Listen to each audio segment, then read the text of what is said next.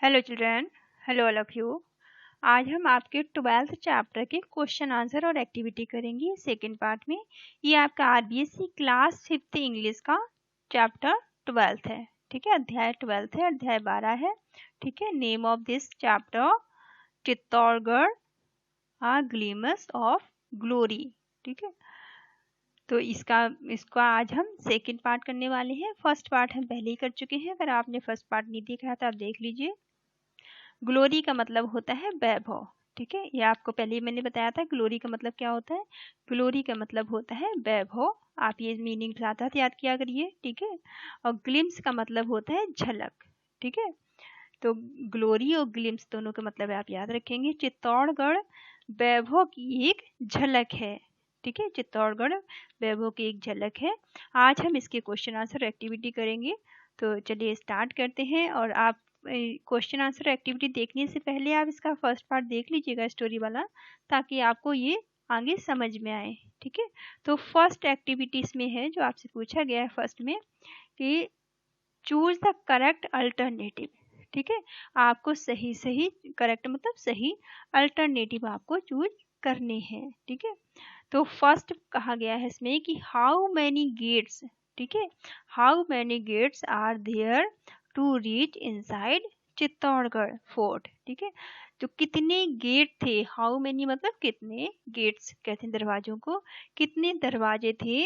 Inside मतलब अंदर जाने के लिए, रीच मतलब पहुंचने के लिए, इनसाइड मतलब अंदर, अंदर पहुंचने के लिए कितने दरवाजे थे चित्तौड़गढ़ दुर्ग के अंदर पहुंचने के लिए। ठीक है, चित्तौड़गढ़ दुर्ग के अंदर पहुंचने के लिए कितने दरवाजों से होके गुजरना पड़ा था, या कितने दरवाजे थे।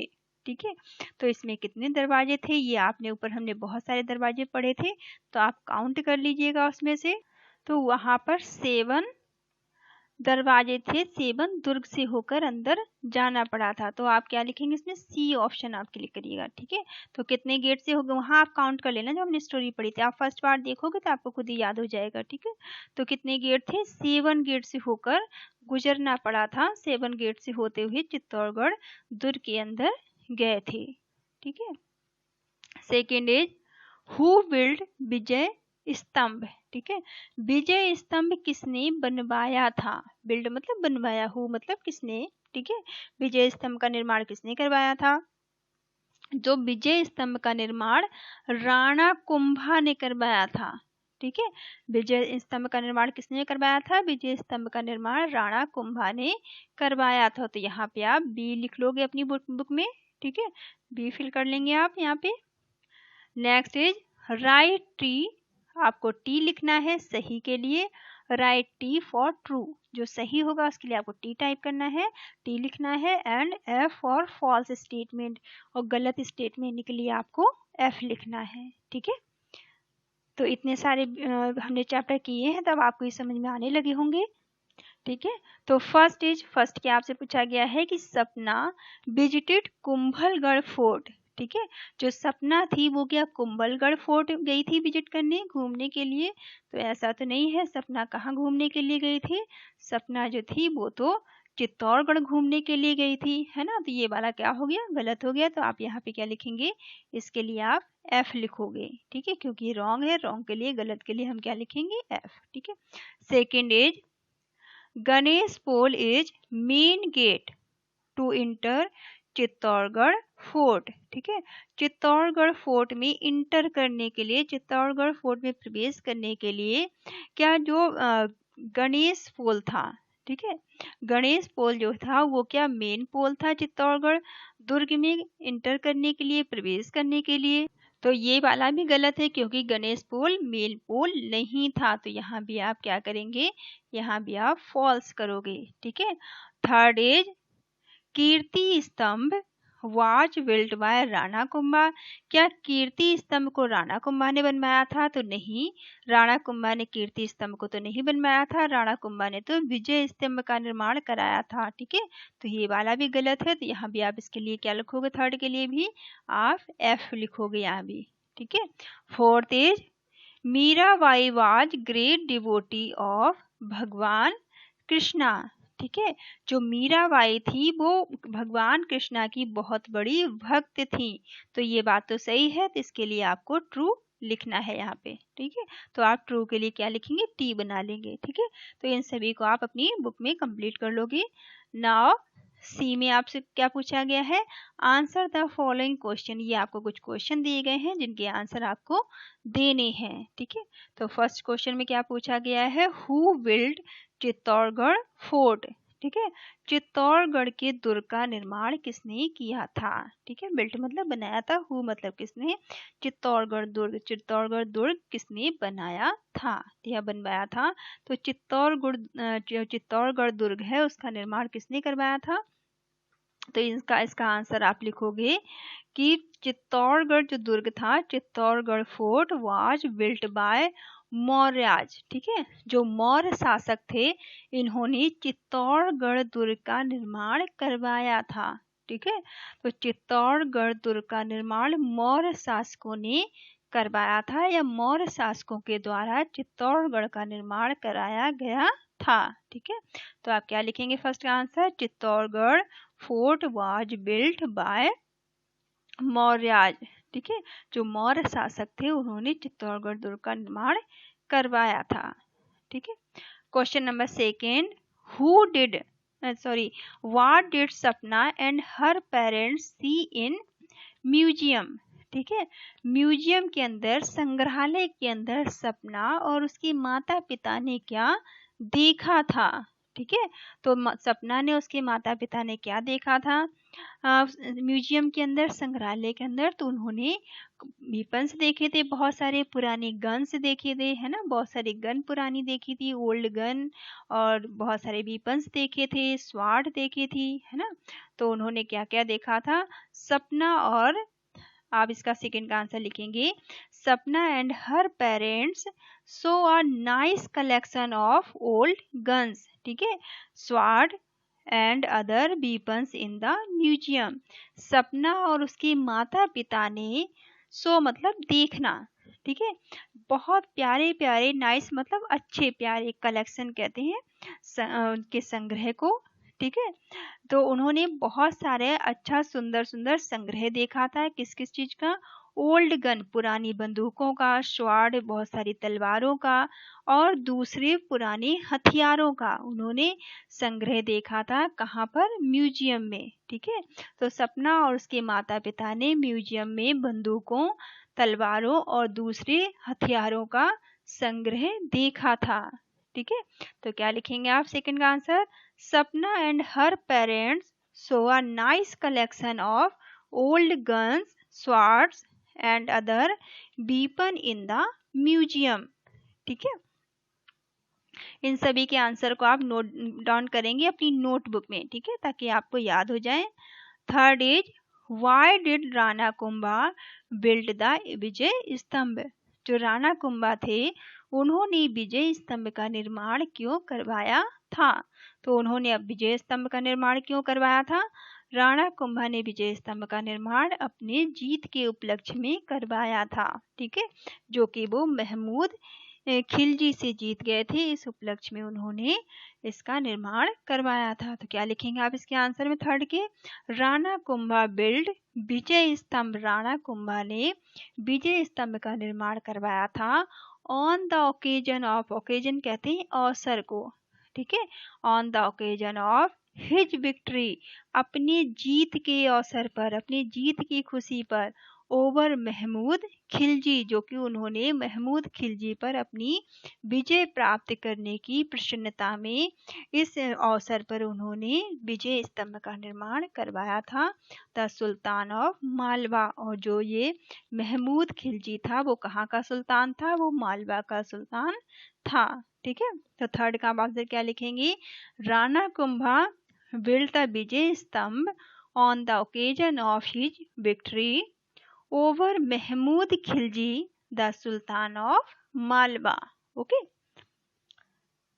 Fourth is, how did Pannadhai save the life of young prince उदय सिंह। ठीक है, हाउ डिड पन्नाधाई, ठीक है, पन्नाधाई इनकी दाई माँ थी, तो पन्नाधाई ने किस तरह से छोटे प्रिंस की, छोटे राजकुमार उदय सिंह की जीवन को बचाया था। सेव मतलब बचाना, लाइफ कहते हैं जीवन को, ठीक है। यंग मतलब छोटे, प्रिंस कहते हैं राजकुमार को, उदय सिंह उनका नाम था। तो उनके जीवन को पन्नाधाई ने, उनकी दाई माँ ने कैसे उन्हें बचाया था, जो उनकी देखभाल करती थी, ठीक है। तो उन्होंने कैसे उनके जीवन को बचाया था। तो आप फोर्थ का आंसर लिखेंगे यहाँ पर कि Pannadhai saved the life of young prince Uday Singh by sacrificing her son Chandan, ठीक है। कैसे बताया था उन्होंने, अपने बेटे चंदन का बलिदान देकर, ठीक है। अपने बेटे चंदन का बलिदान देकर धाई माँ ने जो प्रिंस थे, जो राजकुमार थे उदय सिंह, उनके जीवन को बचाया था, ठीक है। तो Pannadhai saved life of young prince Uday Singh by sacrificing her son, her मतलब अपने, सन कहते हैं बेटे को, चंदन, ठीक है। तो जो दाई माँ थी, उन्होंने अपने बेटे चंदन का बलिदान देकर प्रिंस उदय सिंह की, राजकुमार उदय सिंह का जीवन बचाया था, ठीक है। तो इसको आप अपनी नोटबुक में नोट डाउन करेंगे। तो ये आपके क्वेश्चन आंसर थे यहाँ पे। अब आपकी है एक्टिविटी सेकेंड, ठीक है। सेकेंड एक्टिविटी में आपको क्या करना है, फाइंड वन वर्ड, आपको एक शब्द ढूंढना है फ्रॉम लेसन, लेसन में से जो हमने ऊपर पढ़ा है फर्स्ट वाले वीडियो में, for group of word given below, जो ग्रुप ऑफ वर्ड नीचे दिए गए हैं, ठीक है। The place where the king and queen lives, ठीक है। एक ऐसा स्थान, प्लेस कहते हैं स्थान को, वेयर मतलब जहां पर, ठीक है। एक ऐसा स्थान जहां पर किंग्स, किंग्स कहते हैं राजाओं को, और क्वींस कहते हैं रानियों को, ठीक है। लीव मतलब रहना। एक ऐसा स्थान जहां पर रानी और राजा रहते हैं, उसे क्या बोला जाता है, ठीक है। तो जहाँ पे रानी और राजा के रहने वाले स्थान को क्या बोलते हैं, उनका महल होता है, तो वो महल में रहते हैं, ठीक है। तो महल को पैलेस बोला जाता है, ठीक है। तो आपको क्या करना है, अब इसकी स्पेलिंग, तो आपको यहाँ पे पैलेस की स्पेलिंग पूरी करनी है। और पैलेस की स्पेलिंग होती क्या है, तो पहले तो आपको लिखने के लिए उसे लर्न करना पड़ेगा, ठीक है। तो पैलेस की स्पेलिंग क्या होती है, PALACE, ठीक है। आप मेरे साथ बोलिए बार बार ताकि आपको याद हो जाए, PALACE, ठीक है, PALACE। अब यहाँ देखिए P तो लिखा हुआ है पहले से ही, ठीक है। P लिखा है, आपको लिखना गया है यहाँ पे आपको A बनाना है, ठीक है। फिर P के बाद A बना लिया, तो अब क्या आएगा, PA, फिर LA, तो यहाँ पे आपको L बना देना है, ठीक है। फिर क्या आएगा, PALA, अब आएगा C, ठीक है, C और फिर E, ठीक है। अब हो गई ना पैलेस की स्पेलिंग, ठीक है। इस तरह से आपको इन स्पेलिंग को कंप्लीट करना है। चलिए, आपको स्पेलिंग साथ साथ लर्न करनी है ताकि आपको ये सारी आ जाए। सेकेंड इज, आप सेकेंड में क्या पूछा गया है आपसे, the building where the old thing of historical interest are kept, ठीक है। केप्ट मतलब रखे जाते हैं। एक ऐसा स्थान, एक ऐसी बिल्डिंग, एक ऐसी इमारत, बिल्डिंग कहते हैं इमारत को, वेयर कहते हैं जहां पर, ठीक है। ओल्ड थिंग, ओल्ड थिंग कहते हैं पुरानी चीजों को, ऑफ हिस्टोरिकल जो ऐतिहासिक पुरानी चीजें होती हैं, ठीक है, उन्हें इंटरेस्ट के लिए, उन्हें रुचि के लिए रखा जाता है।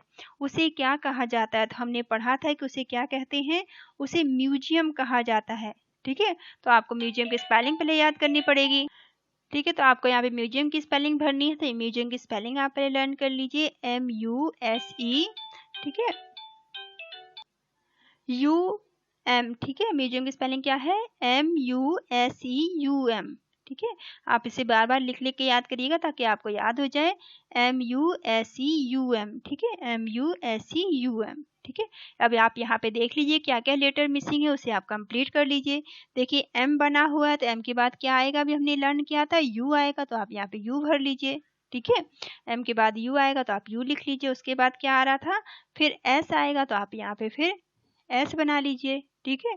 फिर क्या आई थी स्पेलिंग, फिर E आई थी, तो E पहले से बना हुआ है। E के बाद क्या आया था म्यूजियम में, U आया था, ठीक है। तो म्यूजियम की स्पेलिंग कंप्लीट हो गई, ऐसे आपको करनी है, MUSEUM, म्यूजियम, ठीक है। Next is the son of king, king के बेटे को क्या कहते हैं? किंग के बेटे को क्या कहते हैं? तो किंग के बेटे को प्रिंस कहते हैं। तो प्रिंस की स्पेलिंग क्या होती है? प्रिंस की स्पेलिंग होती है PRINCE। ठीक है, तो P तो बना हुआ है, आपको यहाँ पे R बनाना है। ठीक है, तो आप पहले यहाँ R बनाइए, R के बाद क्या आएगा? I आएगा, तो आप यहाँ पे फिर I बना लीजिए।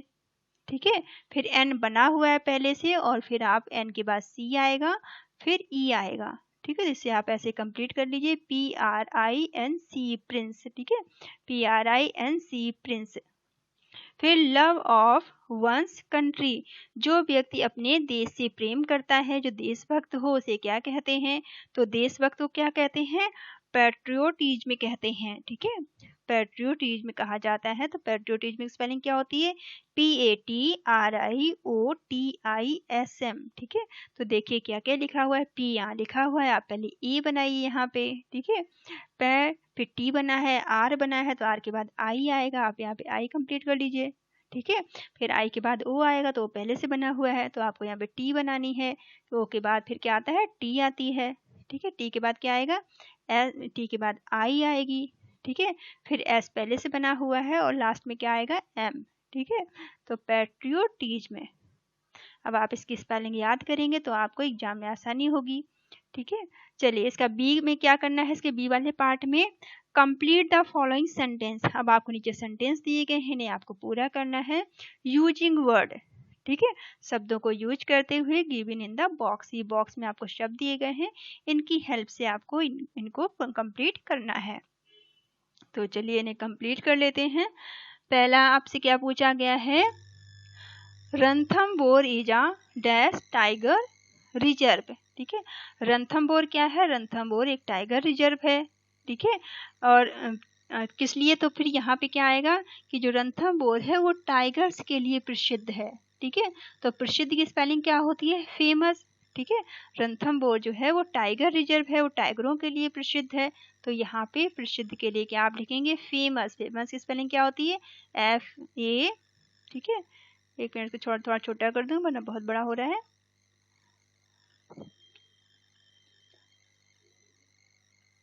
ठीक है, आप यहाँ पे लिखेंगे फेमस की स्पेलिंग FAMOUS, फेमस। ठीक है, तो Ranthambore is a famous tiger reserve. Ranthambore जो है वो प्रसिद्ध है टाइगर रिजर्व के लिए। ठीक है, अब Lakshman dash a taxi to go the railway station. ठीक है, तो लक्ष्मण नाम है किसी का, टैक्सी आप जानते हो। ठीक है, टू गो जाने के लिए, रेलवे स्टेशन, रेलवे स्टेशन पर जाने के लिए टैक्सी आप क्या करोगे? टैक्सी हायर करोगे। क्या करोगे? टैक्सी का हायर करोगे। हायर मतलब, हायर का मतलब क्या होता है? काम पर रखना। ठीक है, या किसी को अपने काम के लिए बुलाना, तो हायर करना। तो टैक्सी को क्या करोगे? आप टैक्सी बुलाओगे टैक्सी जाने के लिए, तो टैक्सी को हायर करना। तो यहाँ पे लिखोगे हायर्ड। ठीक है, HIRED, hired. Lakshman hired a taxi to go the railway station. Lakshman ने रेलवे स्टेशन पर जाने के लिए टैक्सी को हायर किया, टैक्सी को बुलाया। ठीक है, Jaipur is a dash of Rajasthan.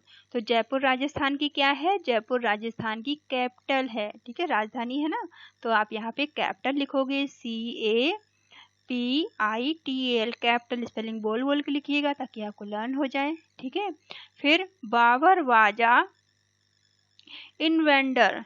ठीक है, बाबर क्या था? बाबर एक इन्वेंटर था। इन्वेंटर का मतलब क्या होता है? इन्वेंटर का मतलब होता है आक्रमणकारी। ठीक है, इन्वेंटर का मतलब क्या होता है? आक्रमण करने वाला, आक्रमणकारी। ठीक है, तो वो बाबर कौन था? बाबर एक विदेशी था। ठीक है, बाबर एक विदेशी आक्रमणकारी था। बाबर कौन था? विदेशी आक्रमणकारी। तो आप यहाँ पे विदेशी के लिए क्या आता है? विदेशी को कहते हैं फॉरेनर। ठीक है, तो आप यहाँ लिखेंगे फॉरेन। ठीक है, फॉरेनर जो होते हैं विदेशियों को बोलते हैं, तो फॉरेन। तो बाबर वाज फॉरेन इन्वेंटर। जो बाबर था वो विदेशी आक्रमणकारी था। ठीक है, विदेशी आक्रमणकारी, बाबर एक विदेशी आक्रमणकारी था। ठीक है, फॉरेन स्पेलिंग याद कर लेंगे FOREIGN, फॉरेन। ठीक है, फिर नेक्स्ट इसमें फिफ्थ आपसे पूछा गया है। अब ये फिफ्थ में क्या है? एक लिंगजी टेम्पल। ठीक है, एक लिंगजी टेम्पल इज डैश द भगवान शिव। ठीक है, एकलिंगजी जो टेम्पल है वो भगवान शिव को क्या है, भगवान शिव को समर्पित है। ठीक है, क्या आएगा, भगवान शिव को समर्पित है। तो समर्पित के लिए हम क्या बोलते हैं, डिवोटेड। ठीक है, समर्पित का इंग्लिश में क्या कहते हैं, डिवोटेड होना या फिर डेडिकेटेड। ठीक है, तो यहाँ पे आपको डेडिकेटेड दिया गया है ना, तो आप यहाँ पे डेडिकेटेड भरेंगे। ठीक है, डेडिकेटेड का मतलब क्या होता है, डेडिकेटेड का मतलब भी समर्पित होता है। ठीक है, तो ये एकलिंगजी जो टेम्पल है, वो जो मंदिर है वो भगवान शिव के लिए समर्पित है, डेडिकेटेड है। ठीक है, डेडिकेटेड मतलब समर्पित होना। ये एक्टिविटी आपकी सेकेंड यहाँ खत्म होती है। अब एक्टिविटी थर्ड देख लेते हैं क्या है। Read the following sentence. अब आपको यहाँ पे कुछ सेंटेंस दिए हैं जो आपको पढ़ने हैं। Taken from text and pay attention to sentence pattern. आप इन टेक्स्ट को देखिए और इन्हें ध्यान से आपको देखना है और पढ़ना है। ठीक है, तो फर्स्ट में क्या आपसे पूछा गया है, there is another tower also. ठीक है, द अनदर मतलब दूसरा भी, टावर कहते हैं मीनार को, एक दूसरी मीनार भी है। ठीक है, there is another tower also, दूसरी मीनार भी है। देयर आर मैनी टेम्पल्स, वहाँ बहुत सारे मंदिर हैं। मैनी मतलब बहुत सारे, टेम्पल्स कहते हैं मंदिरों को, वहाँ बहुत सारे मंदिर हैं। देखिए यहाँ अनदर इज आया है क्योंकि सिर्फ एक की बात की गई है। अनदर टावर, टावर देखिए एक ही है ना। ठीक है, यहाँ पर मैनी, मैनी का मतलब होता है बहुत सारे। ठीक है, मैनी मतलब बहुत सारे टेम्पल्स हैं, तो यहाँ पे आर यूज किया गया हेल्पिंग वर्ब बहुत सारों के लिए। ठीक है, many temples and water bodies inside the fort. ठीक है, जो दुर्ग था उसके अंदर बहुत सारे मंदिर और वाटर बॉडीज थी। इन द अबव सेंटेंस, जो हमने ऊपर सेंटेंस पढ़े हैं उनमें the subject does not appear at the beginning, उनमें सब्जेक्ट नहीं दिया गया था। देखिए इन सेंटेंस में कोई सब्जेक्ट नहीं है। सेंटेंस जो है ये देयर से शुरू किए गए हैं, इनमें कोई सब्जेक्ट नहीं है। ठीक है, इनमें कोई सब्जेक्ट नहीं है, ये बता रहे हैं कि ऊपर जो सेंटेंस हमने पढ़े थे इनमें कोई सब्जेक्ट नहीं है। ठीक है, वी बिगिन सच सेंटेंस, ये सेंटेंस स्टार्ट हुए हैं किससे, देयर से। ठीक है, इन सेंटेंस को देयर से स्टार्ट किया गया है।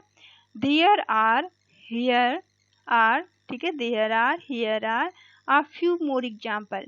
देयर आर और हियर आर में आपको थोड़े से और एग्जाम्पल दिए गए हैं यहाँ पे। ठीक है, देखिए there is a banyan tree in middle of our village, हमारे गांव के बीच में एक बरगद का पेड़ है। ठीक है, अब देखिए एक पेड़ की बात की गई है इसलिए यहाँ पे इज आया है। ठीक है, हमारे गांव के बीच में, विलेज कहते हैं गांव को, मिडिल मतलब बीच में, मेरे गांव के बीच में एक बरगद का पेड़ है। Second is there are 10 rooms in my school. अब देखिए 10 रूम्स, 10 रूम की बात हो रही, 10 कमरों की बात हो रही है, तो यहाँ पे क्या आएगा, आर आएगा क्योंकि एक से ज्यादा है यहाँ पे।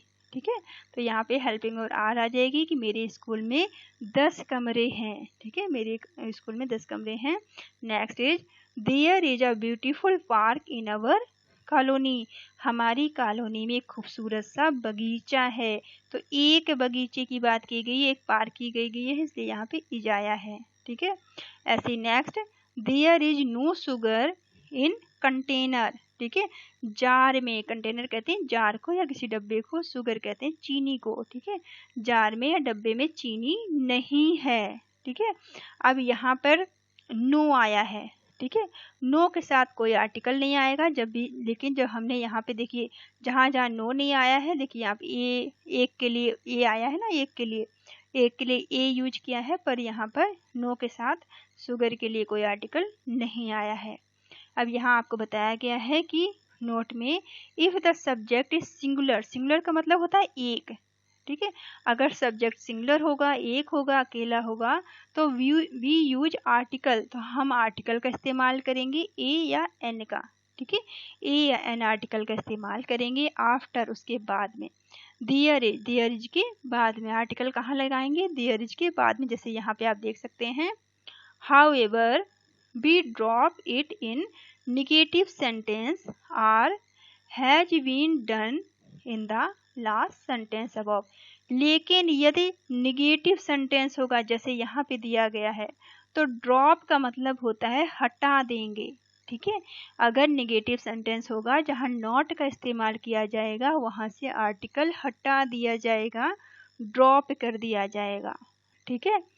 इन अदर वर्ड, दूसरे शब्दों में article a is not used before no. ठीक है। आर्टिकल ए जो है उसे नो के पहले यूज नहीं करना है। अगर नो यूज किया है आपने तो आर्टिकल ए नहीं यूज करेंगे आप। ठीक है। सच द सेंटेंस। यहाँ पे आपको कुछ और सेंटेंस दिए गए हैं। Now complete the following sentence. अब आपको यहाँ पे कुछ सेंटेंस दिए गए हैं जो आपको कंप्लीट करने हैं। ठीक है। आपको ये सेंटेंस कैसे कैसे कंप्लीट करने हैं, यहाँ पे आपको यूज करना है।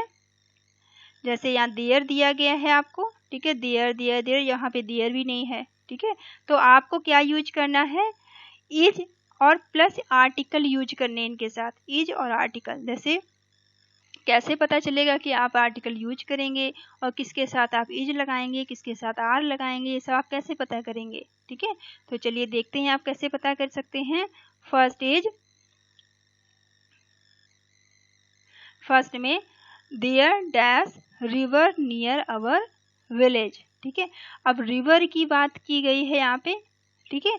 हमारे गांव के पास में नदी है। ठीक है। तो नदी कितनी है, एक ही नदी की बात करी गई है, रिवर्स तो नहीं कहा गया है। एक यहाँ एस तो नहीं लगा हुआ है, ना ही मैनी लगा हुआ है। तो यहाँ पे आप क्या लिखेंगे, देयर इज आ रिवर, एक नदी, देयर इज आ रिवर, हमारे गांव के पास में एक नदी है। ठीक है। ऐसे अब यहाँ देखिए ब्यूटीफुल फ्लावर्स। ठीक है। अब यहाँ पे क्या यूज किया गया है, फ्लावर्स यूज किया गया है। फ्लावर एक होता है, फ्लावर्स मतलब बहुत सारे। ठीक है। तो यहाँ बहुत सारे फ्लावर्स की बात की गई है। ठीक है। तो जब बहुत सारे आ गए, प्लूरल हो गए, तो यहाँ पे प्लूरल के लिए हम क्या लगाएंगे, आर का यूज करेंगे। ठीक है। तो यहाँ पे आप आर भरेंगे। There are beautiful flowers in my garden, मेरे बगीचे में बहुत सारे खूबसूरत फूल हैं। अब यहाँ पे थर्ड में देखिए, there dash fine painting in the museum. ठीक है। म्यूजियम में फाइन कहते हैं अच्छी। ठीक है। फाइन का मतलब अच्छी होती है। तो फाइन पेंटिंग, अब पेंटिंग्स नहीं कहा गया है, पेंटिंग कहा गया है। तो इसका मतलब एक पेंटिंग की बात हो रही है कि म्यूजियम में, संग्रहालय में एक पेंटिंग है। तो यहाँ पे एक के लिए क्या आएगा, इज। ठीक है। There is fine, there is fine painting या there is a fine painting. ठीक है। In the museum, there is a fine painting in the museum, संग्रहालय में एक खूबसूरत, एक अच्छी पेंटिंग है। Fourth is there dash many forts. अब देखिए यहाँ पे मैनी आया, मैनी हमने देखा था बहुत सारे के लिए आता है। फोर्ट्स कहते हैं, फोर्ट्स आपको पता है दुर्ग को बोलते हैं। तो राजस्थान में बहुत सारे दुर्ग हैं। तो जब बहुत सारे हैं तो बहुत सारे के लिए हम क्या यूज करेंगे, आर यूज करेंगे। हेल्पिंग वर्ब क्या आएगा, प्लूरल के लिए आर आ जाएगा। तो there are many forts in Rajasthan. ठीक है। राजस्थान में बहुत सारे दुर्ग हैं। Fifth is there dash no vehicle on the road, road पर कोई व्हीकल, कोई गाड़ी नहीं है। तो व्हीकल बात की गई है, व्हीकल से नहीं आपसे कहा गया है, आपसे एक व्हीकल की बात की गई। व्हीकल मतलब एक गाड़ी, और व्हीकल्स होता है तो बहुत सारी गाड़ी हो जाती है ना। तो व्हीकल है तो इसलिए यहाँ पे आप क्या लगाएंगे, इज लगाएंगे। और आपको बताया गया था नो आएगा तो आर्टिकल नहीं लगेगा, तो यहाँ पे ए तो आएगा नहीं। तो there is no vehicle on the road. ठीक है। रोड पर एक व्हीकल नहीं है। अब सिक्स इज, यहाँ कुछ भी नहीं है। बिग शॉप, बिग शॉप का मतलब है बड़ी शॉप। इन माई विलेज, मेरे गांव में बड़ी शॉप है। ठीक है। तो यहाँ पे आप क्या लिखेंगे, एक ही शॉप की बात हो रही है। ठीक है। एक दुकान की बात हो रही है। तो आप लिखेंगे यहाँ पे there is a big shop in my village, मेरे गांव में एक बड़ी दुकान है। ठीक है। अब यहाँ पे no one in the room, room में कोई नहीं है। ठीक है। नो वन आया है मतलब एक की बात की गई है कि no one in the room. तो और यहाँ पर नो भी आया है, तो यहाँ पे क्या होगा आपका, इज आएगा और आर्टिकल भी नहीं आएगा देयर के साथ। और देयर क्योंकि नो के साथ आर्टिकल नहीं आ रहा है, तो there is no one in the room, room में कोई भी नहीं है। ठीक है। एट्थ में small box near the door. ठीक है। तो स्मॉल बॉक्स, एक बॉक्स की बात की जा रही है। तो यहाँ पे आप क्या भरेंगे, बॉक्सेस होते हैं तो बहुत सारे हो जाते, पर एक की बात की जा रही तो आप लिखोगे there is a small box near the door, दरवाजे के पास एक छोटा सा बॉक्स है। ठीक है। 9th is 2 banks in our town, मेरे टाउन में 2 बैंक हैं। देखिए अब 2 की बात की जा रही है, एक से ज्यादा की बात की जा रही है, तो आप क्या लिखेंगे, तो इसमें आपको क्या भरना, 2 आया तो 2 के लिए आप क्या भरेंगे, देयर आर, क्या भरोगे आप, देयर आर, यहाँ पे हम करेंगे देयर आर। ठीक है, देयर आर 2 बैंक्स, 2 बैंक्स की बात हो रही है इसलिए यहाँ पे देयर आर आएगा। ठीक है। ठीक है, तो ये 9th वाला आपका कंप्लीट हो गया। There are 2 banks in our town, हमारे टाउन में, हमारे एरिया में 2 बैंक्स हैं। ठीक है। 10th में आपसे क्या पूछा गया, no railway station in our village, हमारे गांव में कोई भी रेलवे स्टेशन नहीं है। ठीक है, अब रेलवे स्टेशन कोई नहीं है ना के लिए तो आप आर्टिकल नहीं आएगा। ठीक है, और दूसरी बात सिर्फ यहाँ पर एक रेलवे स्टेशन की बात की जा रही है तो यहाँ आप क्या लिखोगे, देयर आर। ठीक है, क्या लिखोगे, देयर इज लिखोगे यहाँ पे आप। ठीक है, यहाँ पे एक की बात की जा रही है यहाँ पे, इसलिए हम आर नहीं लगाएंगे, तो हम क्या लगाएंगे, देयर इज। ठीक है, तो there is no railway station in our village, हमारे गांव में कोई भी रेलवे स्टेशन नहीं है। ओके, तो इस तरह से आप इनको अपनी बुक में कंप्लीट कर लेना। चलिए अब एक्टिविटी आपकी 4th है, 4th को देख लेते हैं, वीडियो बड़ा हो रहा है, अब लास्ट 2 बची हैं, इनको फटाफट कर लेते हैं। 4th को तो आपको खुद से करना है, चलिए मैं आपको समझा देती हूँ क्या करना है इसमें। There is a mention of some great personality, यहाँ जो हमने स्टोरी में पढ़ी थी कुछ महान लोगों के बारे में, ग्रेट पर्सनालिटी कहते हैं महान लोगों को। इन द लेसन के अंदर हमने कुछ महान लोगों के बारे में पढ़ा था। Form groups of 5 students each and talk about them. ठीक है, क्या करना है आपको कि आपको 5-5 बच्चों का ग्रुप बन जाना है। ठीक है, फॉर्म ग्रुप्स ऑफ 5 स्टूडेंट्स, ये एक एक्टिविटी आप स्कूल में करेंगे अपने, या आपके दोस्त हो उनके साथ मिलकर आप कर सकते हैं। ठीक है, आप 5-5 के या 2-2 के 3-3 के, आप जैसे ही बच्चे हैं उस हिसाब से आप ग्रुप बना लीजिए। और आपको क्या करना है, ईच, सभी को, ईच मतलब हर एक को, टॉक मतलब बात करनी है, अबाउट दैम, ये जो हमने ग्रेट पर्सनालिटी के बारे में पढ़ा था उनके बारे में आपको बातचीत करनी है, जो हमने फर्स्ट वीडियो में जो स्टोरी पढ़ी है।